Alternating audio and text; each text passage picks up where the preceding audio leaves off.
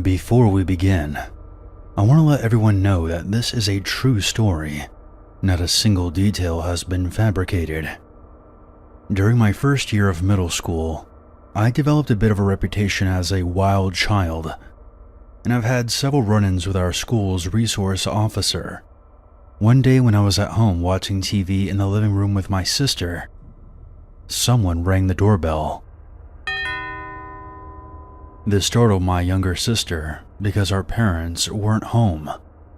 I was the oldest of 4 children, and despite my rebellious nature, I was still the big sister.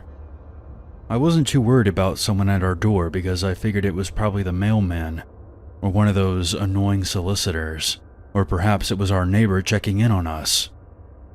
I went to the door and politely asked, "Who is it?" "Open up. It's the police." A man's voice responded.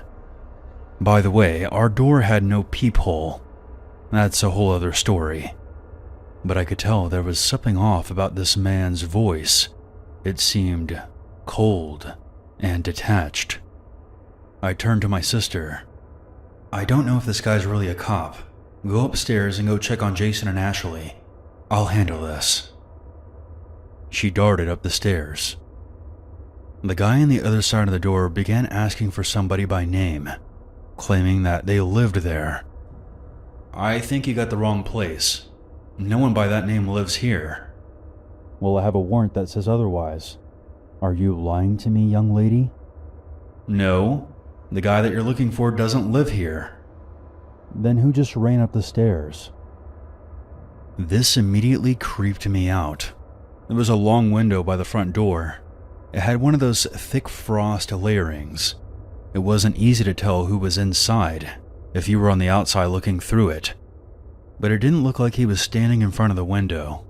So when did he take a look? He would have had to focus real hard to see my sister because there were no lights on. Furthermore, it was midday, so it should have looked completely dark from where he was. I automatically felt threatened. Whoever this man was had crossed into creep territory. So now I was going to be a jerk. "It was my sister, and she's obviously not the grown man that you're looking for." "Why did she run?" "Because you're a fucking weirdo." "Excuse me, you don't talk to a police officer like that." The way he said that sounded like he was becoming annoyed, like I should just trust him on his word alone. "Well, if you are a cop, you're not a very good one, because you're at the wrong address. And how do I even know that you are a cop?" "You should just open the door and see for yourself." That's when I saw my sister peeking around the corner at the top of the steps. "Get back," I whispered. We rarely get people at our door when my parents aren't home, but it's not impossible. I had this habit of locking the screen door. It was very strong for a screen door as well. And to clarify, it was one of those screen doors directly outside of the front door. Our front porch was open. I figured I would take the risk and open the door, just to see if this man was really a cop.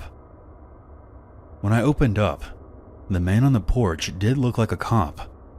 His hand was on his gun, and he kept looking behind me as if he was searching for something. His behavior made me trust him even less. He began grilling me about my sister, trying to catch me in a lie. "Okay, so who really ran up those stairs?" "It was my sister. I already told you. How do I know it's your sister and not the person I'm looking for?" "Look, you have the wrong address." The man glared at me through his aviators. It was hard to see his face because of how big they were. It was like he was trying to hide his face. I know it's a silly thought for a kid, but my mom and I watched tons of true crime shows together. I know it was stupid to open the door, but I had this sinking feeling that he knew that we were alone. Up to this point, he did not ask for my parents, not even once. I just wanted to keep him in sight because I knew my parents would be home soon. The cop explained to me that the man he was looking for lived at our house, and according to his paperwork, this was still his current address. I informed the cop that we had been living here for a few years now, and I knew for a fact the woman before us lived here alone.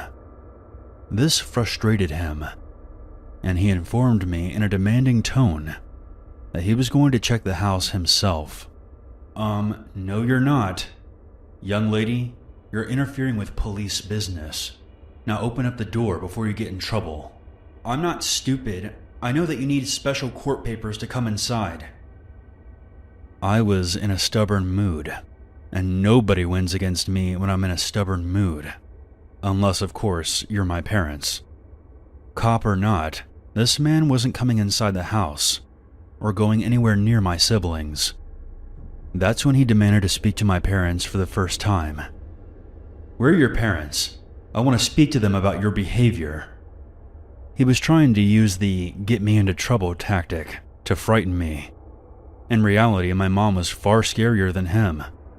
He would have been afraid of my mom because she's the type to kick someone's ass and then ask questions later. But she doesn't play around when it comes to her kids. She wouldn't assault or threaten a police officer, but he would have been in for it because my mom would have unleashed a verbal onslaught. Full-blown Karen mode. Level 10. My parents aren't here right now. They're at the grocery store. I had a feeling that he already knew my parents weren't home. Up until then, he hadn't asked for them. I didn't know if he was a cop or not, but I didn't want to aggravate him further by telling him a lie. I know that my behavior was annoying, but I wasn't going to give him a reason to call me a liar. That's when he reached for the screen door and tried to open it. That's when he discovered it was locked. Open the damn door! I said no. I then slammed the door shut so he couldn't ask me again. I snuck halfway up the stairs and listened. He began yanking and tugging on the screen door. Little bitch, I should arrest you and teach you a lesson. After that, he just walked through our neighbor's yard like nothing happened. That's when I realized that I never saw any cop cars in our driveway. We lived in townhomes, so I could see all the vehicles from a distance, and I didn't spot a single cruiser parked nearby. My parents showed up almost right after he left. I told my mom what happened. Well, you shouldn't have opened the door, and you should have called me right away. What's the matter with you? You're grounded. Now come help me with the groceries. I couldn't help but notice that our neighbors checked on us far more often after this incident, and our parents got us a babysitter whenever they left the house without us. I'm not 100% sure, but something tells me that that man who came to the house wasn't a cop, and I would have put my family in danger by allowing him inside. To everyone listening, teach your kids that a uniform is just not enough. You should ask for their badge number and call the police station to verify if you can. It also doesn't hurt to invest in a strong, sturdy screen door.